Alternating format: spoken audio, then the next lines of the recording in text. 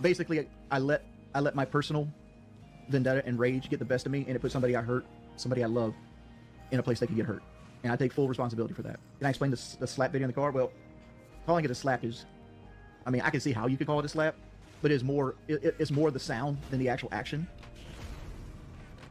and that's more to do with anxiety than anything else.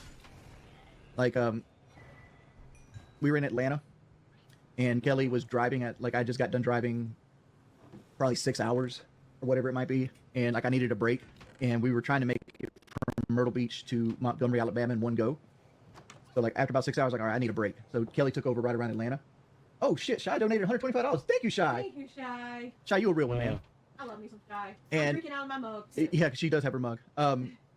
So we're in Atlanta, and like she gets into the heavy traffic. Anybody's ever been in traffic in Atlanta? Atlanta traffic's bad. It's not LA bad, but it's close, right? It's bad. You got, I hate to say this, but you got Hellcats going everywhere. Like Hellcats, like the unofficial car of Atlanta. They love their Dodges. Yeah, they love the Dodgers over there in Atlanta. But regardless, we miss an exit, and we get dumped off into one of the ghettos of Atlanta, a ghetto called Bankhead. If anybody's not familiar with South, Bankhead is not a spot you want to be in, right? I mean, I'll tell you, one thing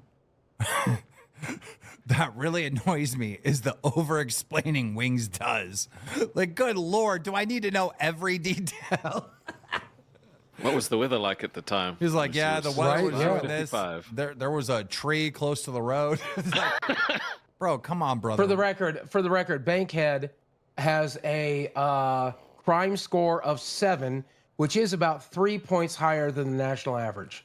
So it is considerably. It's not like a 10. It's not like downtown Chicago. Okay. The national average is 4. I'm reading right here at homes.com.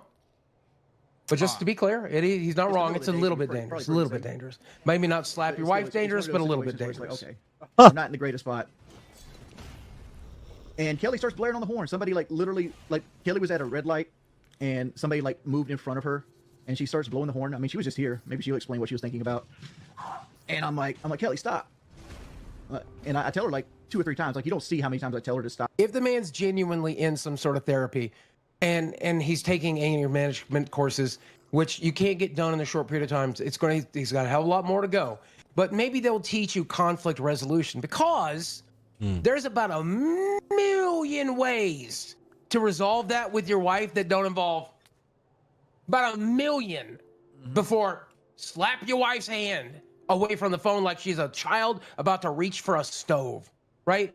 So the problem, again, I've said this, you said this, I think, as well. The clip in isolation where he slaps his wife off the wheel or whatever,